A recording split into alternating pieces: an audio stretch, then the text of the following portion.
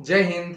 Head constable ministerial और ASI steno, इन दोनों के जो प्रमोशन होते हैं कि किस रैंक तक, जो अपर रैंक लास्ट है वो वहां तक कैसे पहुंचते हैं, कौन कौन सी योग्यता वाले पहुंच पाते हैं या कितने एग्जाम क्वालिफाई करके वहां पे पहुंचते हैं और कौन कौन सी रैंक बनती है, जो उसका स्टेप है, जो सीनियरिटी का जो क्रम है, उसको हम इस वीडियो में बताएंगे कि आप जब एचसीएम बन जाएंगे तो उसके बाद आप किस पोस्ट तक पहुंचेंगे, और जब आप एएसआई स्टोनो बन जाते हैं उसके बाद में आपकी लास्ट पोस्ट क्या होती है, जो अपर पोस्ट है, कहां तक आप प्रमोट होके जाएंगे।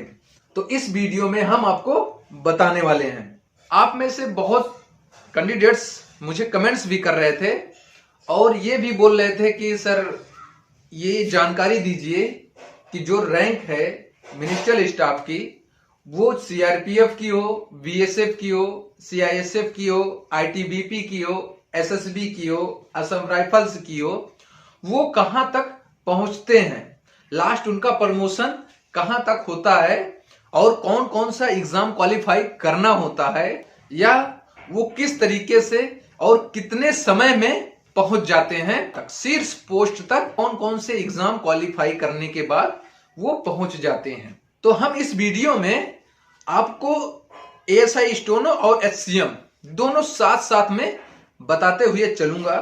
आपके सामने स्क्रीन पे भी दिखेगा, उस रैंक का जिक्र होगा कि कौन सी रैंक के बाद कौन सी रैंक आपको मिलती है और कितने दिनों में मिल जाती है। यदि आप चैनल को पहली बार विजिट कर रहे हैं, पहली बार देख रहे हैं वीडियो को और हमारे चैनल को, तो आप चैनल को अवश्य सब्सक्राइब कर लें, क्योंकि आपको यहां पे बहुत सारी जानकारी मिलती है और मिलती रहेगी। तो सबसे पहले मैं आपको बता देना चाहता हूं, जो एचसीएम है, एचसीएम के बाद में उनका होता है एएसआईएम में प्रमोशन। तो वो प्रमोशन दो बेस पे होता है। एक तो क्या होता है कि आप लोकल प्रमोशन से आप वहां पे पहुंच सकते हैं। लोकल प्रमोशन का मतलब है कि बिना कोई एग्जाम क्वालिफाई किए आप वहां तक पहुंच सकते हैं। एचसीएम के बाद एक होता है, उसी में आ जाता है डिपार्टमेंटल एग्जामिनेशन, एचसीएम टू एएसआईएम। तो वहां पे आपको डिपार्टमेंटल एग्जाम क्वालिफाई करने होंगे, जिसके लिए आपको 3 चांस दिया जाता है। यदि आप क्वालिफाई कर लेते हैं तो आप एएसआईएम जल्द बन जाएंगे, जो पिछले वाले कैंडिडेट्स रहेंगे या पिछले वाले कार्मिक रहेंगे उनसे पहले। ऐसा क्यों?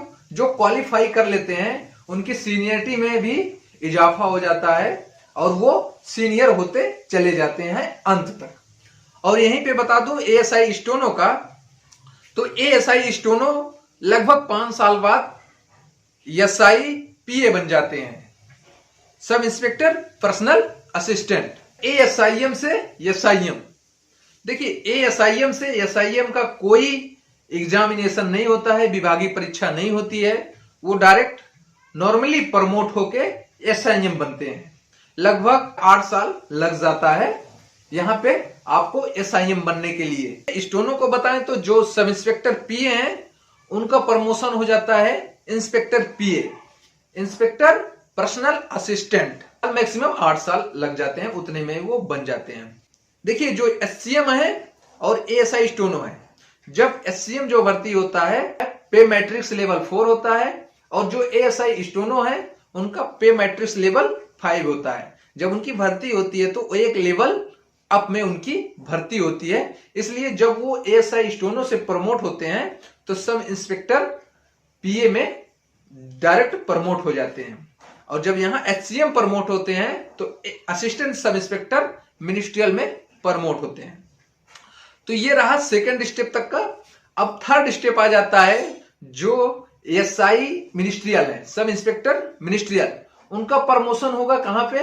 इंस्पेक्टर मिनिस्ट्रियल में, इंस्पेक्टर मिनिस्ट्रियल में। और जो स्टोनो के हैं इंस्पेक्टर पर्सनल असिस्टेंट, वो उनका प्रमोट होगा असिस्टेंट कमांडेंट पीएस।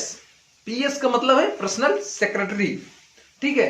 तो जब यहाँ पे एक रैंक आप देखिएगा, जो HCM है वो एक रैंक उनसे पीछे चलते रहते हैं और जो स्टोनो है एक रैंक अप होती है। ऐसा क्यों? ऐसा इसलिए है कि उनकी भर्ती ही एक रैंक अप से होती है मिनिस्ट्रियल के अपेक्षा। अब यहाँ पे इंस्पेक्टर मिनिस्ट्रियल का जो है प्रमोशन होता है वो जाता है ACM, असिस्टेंट कमांडेंट मिनिस्ट्रियल। इसमें भी लगभग 7 से 8 साल लग जाते हैं। उसी प्रकार से जो स्टोनो है वो ACPS थे। ACPS का प्रमोशन कहां होगा? DCPPS। इसका मतलब है deputy commandant private personal secretary. और जो यहां पे असिस्टेंट कमांडेंट मिनिस्ट्रियल बनते हैं कौन? इंस्पेक्टर मिनिस्ट्रियल, जो मिनिस्ट्रियल स्टाफ के हैं, तो वो यहाँ पे ACM बन जाते हैं, असिस्टेंट कमांडेंट मिनिस्ट्रियल। यहाँ पे इनका भी एक जियोज रैंक दे देता है, जो गजेस्टेड रैंक दे देता है। राजपत्रित अधिकारी रैंक में ये कन्वर्ट हो जाते हैं, राजपत्रित अधिकारी हो जाते हैं। जो स्टोनो होते हैं उनका प्रमोशन अब लास्ट होता है DCPPS। उनका तो समाप्त हो गया, यहां तक वो पहुंच जाते हैं। उसके बाद में वो प्राइवेट पर्सनल सेक्रेटरी बने रहते हैं, जो उच्च अधिकारियों के। अब यहां पे आ जाता है ACM से कहां बनते हैं? DCM बनते हैं, डिप्टी कमांडेंट मिनिस्ट्रियल।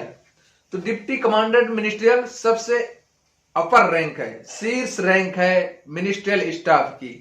और जो स्टोनो में है deputy commandant private personal secretary, ये भी शीर्ष पद है किसका? मिनिस्ट्री स्टाफ का, जो CAPF फोर्स के मिनिस्ट्रियल स्टाफ के कर्मचारी या अधिकारी होते हैं। CRPF, BSF, CISF, ITBP, SSB, Assam rifles, ये मिनिस्ट्रियल स्टाफ होते हैं। इनकी शीर्ष rank DC ministerial and DCPPS। जैसा कि आप थंबनेल में देखे होंगे, आपको 1 2 3 4 5 6 ऐसा स्टेप करके वहां पे समझाया गया है ग्राफ के माध्यम से, तो वहां पे आपको समझ में आया होगा। तो दोस्तों, आपको यहां पे रैंक के बारे में जानकारी हो गई होगी। तो आपको इसी प्रकार से प्रमोशन मिलता है, और इसके लिए आपको बहुत सारी चीजों को बचा के रखना होगा, अपने व्यक्तिगत व्यवहार को। इन सब पे हम चर्चा करेंगे नेक्स्ट वीडियो में। तो यदि आपको वीडियो इंफॉर्मेटिव लगा है तो आप वीडियो को अपने दोस्तों में शेयर कर देना। चैनल पर नए होना तो आप जरूर चैनल को सब्सक्राइब कर लेना। एक लाइक का बटन दबा के अपने दोस्तों में शेयर अवश्य कर देना। जय हिंद, धन्यवाद।